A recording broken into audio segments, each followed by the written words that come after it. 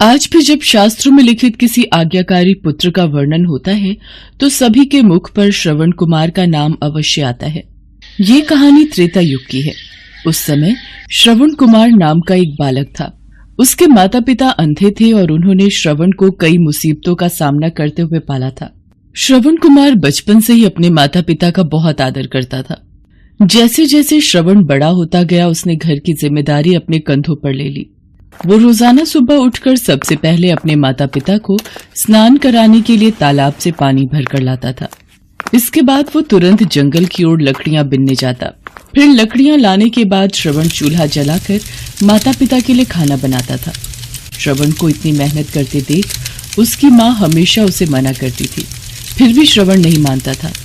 श्रवण बेटा, तुम इतना सारा काम अकेले क्यों करते हो? खाना तुम मुझे बनाने दिया करो, मैं आसानी से बना लूंगी। इसके बदले तुम थोड़ा आराम कर लिया करो बेटा, तुम भी सारा दिन काम करते करते थक जाते हो।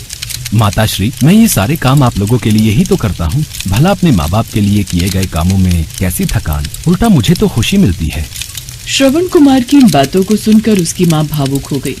वो रोज भगवान से प्रार्थना करती, हे प्रभु, इतना ध्यान रखने वाला श्रवण जैसा बेटा हर माता पिता के घर पैदा हो। तुम सच कह रही हो। श्रवण जैसा बेटा पाकर हम माता पिता का जीवन सफल हो गया। श्रवण के माता पिता नियमित रूप से भगवान की आराधना करते थे। श्रवण उनके लिए फूल और पूजा की अन्य सामग्री लाता, फिर खुद भी बिना देर किए माता पिता के साथ पूजा में शामिल हो जाता था। श्रवण कुमार जल्दी से घर के कार्यों को खत्म करके बाहर काम पर निकल जाता था। एक दिन श्रवण अपने माता पिता के साथ बैठा था। तभी उन्होंने श्रवण से कहा, बेटा, तुमने हमारी हर ख्वाहिश पूरी की है। अब हमारी केवल एक ही इच्छा है जिसे हम पूरी करना चाहते हैं। माताश्री, ऐसी कौन सी इच्छा बाकी है जिसे आप पूरा करना चाहते हैं? आप केवल आदेश दें, मैं आपकी हर ख्वाहिश को पूरा करूंगा। श्रवण बेटा, अब हम बूढ़े हो चुके हैं और हम चाहते हैं कि मरने से पहले तीर्थ यात्रा के लिए जाएं। भगवान की शरण में जाकर हमें सुकून की प्राप्ति होगी। अपने माता पिता की बात सुनकर श्रवण कुमार सोचने लग गया कि वो उनकी इस इच्छा को कैसे पूरा करेगा। उसके पास कोई साधन भी नहीं था, साथ ही उसके माता पिता नेत्रहीन थे। ऐसे में उन्हें तीर्थ यात्रा कराना भला कैसे संभव हो? श्रवण बोला, पिताश्री, माताश्री, मैं आपसे वादा करता हूँ, मैं आपको तीर्थ यात्रा पर जरूर लेकर जाऊंगा।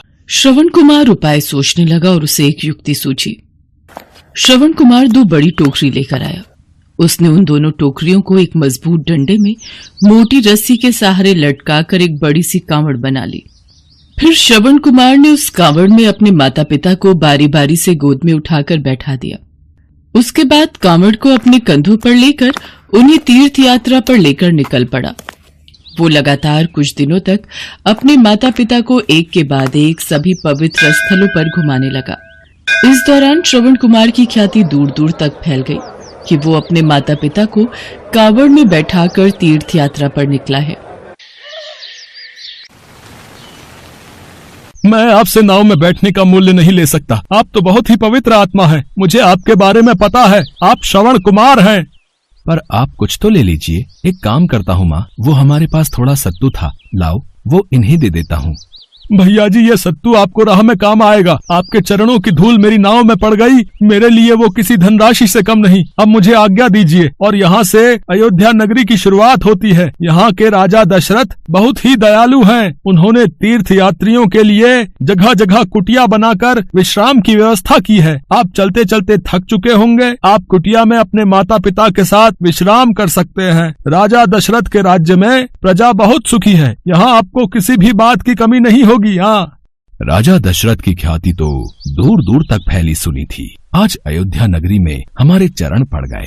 चलिए पिताश्री, माताश्री, वो सामने विश्राम के लिए कुटिया नजर आ रही है, हम वहीं चलते हैं। श्रवण कुमार अपने माता पिता को अयोध्या नगरी के पास बनी कुटिया में विश्राम करने के लिए कहता है। बेटा, हम देख नहीं सकते, लेकिन कभी भी हमें इस बात का दुख नहीं हुआ। तुम हमारे लिए हमारी आंखें हो। तुमने हमें जिस तरह सारे पवित्र स्थानों की कथा सुनाकर उनके दर्शन कराए हैं, ऐसा लगता है जैसे कि हमने सच में प्रभु के दर्शन अपनी आंखों से कर लिए हों। श्रवण बेटा, बहुत प्यास लगी है, तुम जाकर पीने के लिए थोड़ा जल ले आओ। ठीक है माताश्री, मैं अभी जल लेकर आता हूँ। श्रवण जल लेने के लिए हाथ में लोटा लेकर नदी की ओर जाता है। उधर राजा दशरथ शिकार पर निकले थे। वो हिरन के पीछे पीछे अपना घोड़ा दौड़ा रहे थे। हिरन उनकी आंखों से ओझल हो रहा था। नदी पर श्रवण कुमार अपने लोटे को धोकर जल भरकर अपने हाथ मुंह धोने लगा। पानी में हलचल की आवाज सुनकर राजा दशरथ को लगा कि कोई जानवर पानी पीने आया है। उन्होंने बिना देखे केवल ध्वनि सुनकर ही अपना तीर चला दिया। राजा दशरथ को शब्द भेदी बाण चलाने की विद्या का ज्ञान था। दुर्भाग्य से वो तीर श्रवण कुमार की छाती में लग गया। तीर लगते ही श्रवण चीख पड़ा। माताश्री, पिताश्री, मैंने क्या पाप किया था? मैंने किसी को क्या हानि पहुंचाई थी जो ये तीर मेरे हृदय को लग गया? हे ईश्वर, ये मेरे से क्या अनर्थ हो गया? मैंने पशु की भूल में किसी मनुष्य पर निशाना लगा दिया। राजा दशरथ श्रवण कुमार के पास पहुंचते हैं। मैंने ये क्या पाप कर दिया? मुझसे बहुत बड़ी भूल हो गई, मुझे माफ कर दीजिए। मुझे बिल्कुल नहीं पता था कि यहाँ कोई मनुष्य होगा। मैंने तो पशु समझकर अपना तीर चलाया था। मैं इस गलती का पश्चाताप करने के लिए क्या करूं कि तुम मुझे माफ कर दो। आप कौन हैं? मैंने आपको पहचाना नहीं। मैं अयोध्या का राजा दशरथ हूँ। युवक, मुझे क्षमा कर दो। राजा दशरथ, श्रवण कुमार का प्रणाम स्वीकार कीजिए। मेरे अंतिम क्षणों में बस मुझ पर इतनी कृपा कीजिए। यहाँ से थोड़ी दूर मेरे माता पिता एक कुटिया में बैठे हैं। उन्हें बहुत प्यास लगी है। आप उन तक ये जल पहुंचा दीजिए और मेरे बारे में उन्हें कुछ भी मत बताना। मैं अपने माता पिता को तीर्थ यात्रा पर लेकर निकला था, पर उनकी अंतिम इच्छा मैं पूरी न कर सका। हो सके तो मेरे माता पिता को किसी कुटिया में रहने का स्थान दे देना। उनका मेरे सिवा इस दुनिया में कोई नहीं है।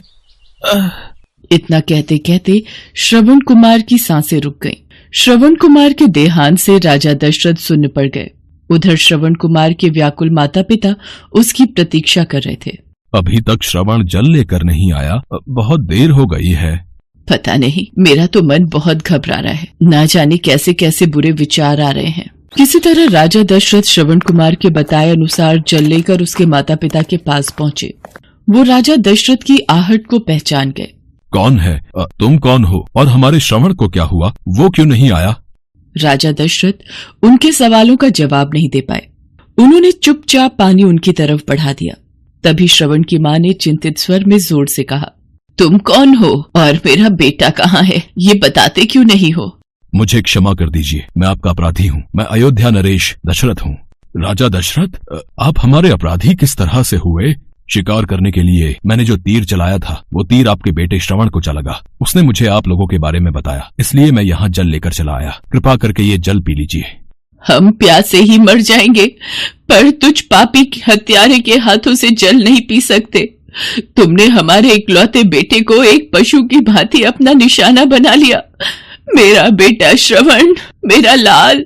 राजा दशरथ, हम तुम्हें दंड तो नहीं दे सकते, पर मैं तुझे श्राप देता हूँ कि जिस तरह आज पुत्र वियोग में तड़प तड़प कर हम अपनी जान दे रहे हैं, उसी प्रकार एक दिन तू भी हमारी तरह पुत्र वियोग में तड़पेगा।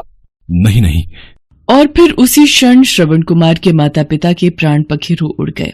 श्रवण कुमार के माता पिता के श्राप के परिणाम स्वरूप ही राजा दशरथ को अपने पुत्र राम से दूर रहना पड़ा था।